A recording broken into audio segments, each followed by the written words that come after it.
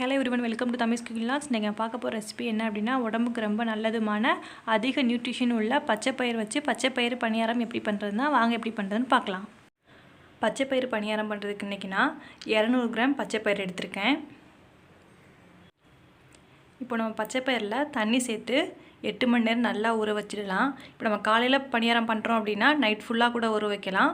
8 மணி நேரம் ஊற வைக்கணும். உங்களுக்கு இவ்வளோ டைம் இல்லை, 8 மணி நேரம் ஊற வைக்க முடியாது அப்படின்னா தண்ணி கொஞ்சம் சூடு பண்ணிக்கிட்டு வெதுவெதுப்பான தண்ணியை பச்சைப்பயிரில் சேர்த்துக்கலாம். அப்படி பண்ணோம் அப்படின்னா நமக்கு 4 மணி நேரத்துலேயே பச்சைப்பயிறு நல்லா ஊறி கிடச்சிரும். ஸோ நம்ம அந்த மாதிரியும் பண்ணிக்கலாம். அது கூட 100 கிராம் உளுந்து எடுத்திருக்கேன். உளுந்தையும் ஊற வச்சு எடுத்துக்கணும். ஆனால் 8 மணி நேரம் ஊற வைக்க தேவையில்லை, 2 மணி நேரம் ஊற வச்சா போதும். அதனால் உளுந்தில் தண்ணி சேர்த்துட்டு 2 மணி நேரம் ஊற வச்சுட்டு நம்ம எடுத்துக்கலாம். இப்போ நம்ம 8 மணி நேரத்துக்கு அப்புறமா பச்சைப்பயிரை பார்க்கலாம். பாருங்கள், நல்லா ஊறி கிடச்சிருக்கு. இப்போ நம்ம இதை வந்து ஒரு மிக்ஸி ஜாரில் மாற்றிட்டு நல்லா பேஸ்ட் பண்ணி அரைச்சி எடுத்துக்கலாம். இப்போ நம்ம மிக்ஸி ஜாரில் பச்சைப்பயிரை சேர்க்கும்போது தண்ணிலாம் இல்லாமல் நல்லா ஃபில்ட்ரு பண்ணிட்டு சேர்த்துக்கோங்க. ஏன்னா தண்ணி அதிகமாகச்சு நமக்கு மாவு ரொம்ப தண்ணியாகிடும். ஸோ தண்ணி இல்லாமல் அரைச்சி எடுத்துக்கோங்க. தேவைப்பட்டால் கொஞ்சம் கொஞ்சமாக தண்ணி தெளித்து அரைச்சி எடுத்துக்கலாம். இப்போ நான் அரைச்ச பச்சைப்பயிறு பேஸ்ட்டை தனியாக ஒரு பவுலுக்கு மாற்றிட்டேன்.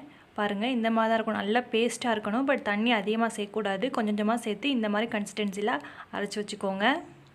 அதுக்கப்புறம் நம்ம ஊற வச்ச உளுந்தையும் அரைச்சி எடுத்துடலாம். 2 மணி நேரம் ஊறினதுக்கப்புறமா இந்த மாதிரி அரைச்சி எடுத்துக்கலாம். நல்லா பேஸ்ட் மாதிரி.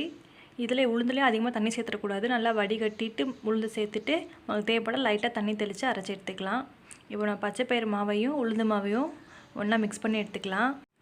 அது கூட தேவையான அளவுக்கு உப்பு சேர்த்துக்கோங்க.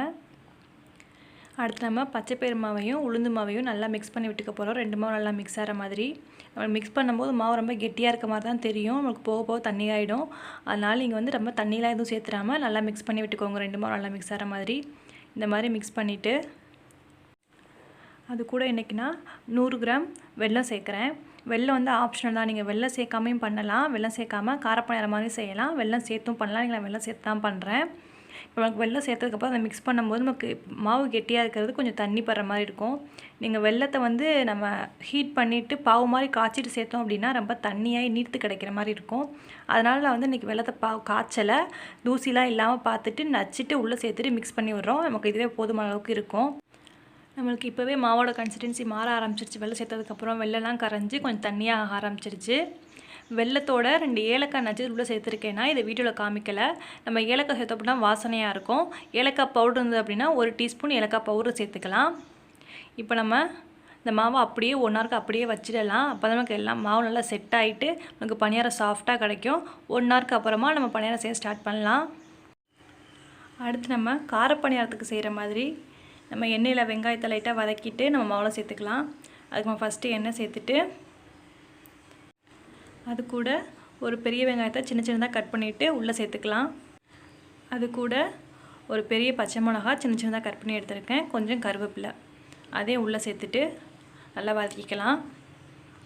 நம்ம காரப்பணியாரம் மட்டும் பண்ணுறோம் அப்படின்னா அதில் வந்து கேரட்லாம் சேர்க்கலாம். இன்றைக்கி நான் இதில் இனிப்பு சேர்த்துருக்கேன் அப்படிங்கிறனால இதில் அதிகமாக எதுவும் சேர்க்கலை. ஜஸ்ட்டு வெங்காயத்தை மட்டும்தான் வதக்கியிருக்கேன்.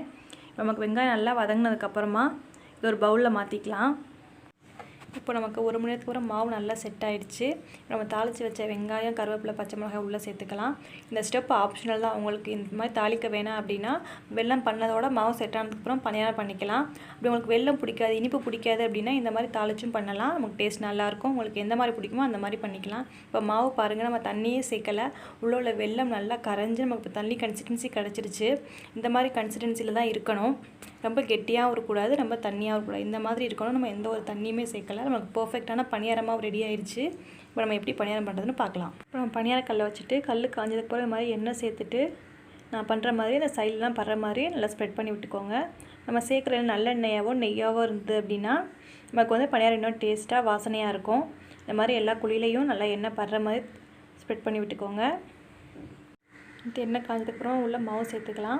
மாவு எடுத்து ஃபுல் குழியும் ஊற்ற தேவையில்லை. 3/4 ஊற்றினா அப்படின்னா நமக்கு திருப்பி போட கரெக்டாக இருக்கும். நம்ம நிறையா ஊற்றினோம் அப்படின்னா குழிக்கு வெளியில் பனியாரம் வரும். அதனால் குழியில் 3/4 அளவுக்கு நம்ம மாவு சேர்த்துக்கலாம். எல்லா குழியிலையும் மாவு சேர்த்ததுக்கப்புறமா ஸ்டவ்வை சிம்மில் வச்சுடுங்க. ஏன்னா ரொம்ப சீக்கிரமாக கருகிடும். நமக்கு உள்ள மாவு வேகாது. சிம்மில் வச்சே வேக விடலாம். நமக்கு வெந்ததுக்கப்புறம் திருப்பி பார்க்கலாம். இந்த மாதிரி ஒவ்வொன்றா திருப்பி போட்டுக்கோங்க. பாருங்கள், நமக்கு ஒரு சைடு நல்லா வெந்துருச்சு.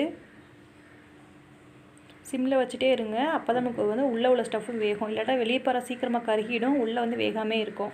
அதனால் சிம்மில் வச்சுட்டே நம்ம இது பண்ணலாம். இந்த மாதிரி எழுதி திருப்பி போட்டுக்கலாம். இப்போ நமக்கு 2 பக்கம் நல்லா வெந்துருச்சு. இப்போ தனியாக ஒரு பிளேட்டுக்கு மாற்றிக்கலாம்.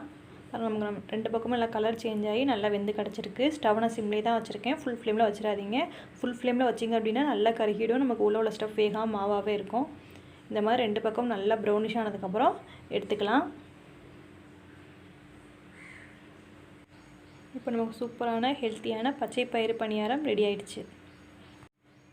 இந்த வீடியோ உங்களுக்கு பிடிச்சிருந்தா யூஸ்ஃபுல்லாக இருந்தால் நம்ம சேனலை மறக்காமல் சப்ஸ்கிரைப் பண்ணுங்கள், ஷேர் பண்ணுங்கள், லைக் பண்ணுங்கள். தேங்க்யூ.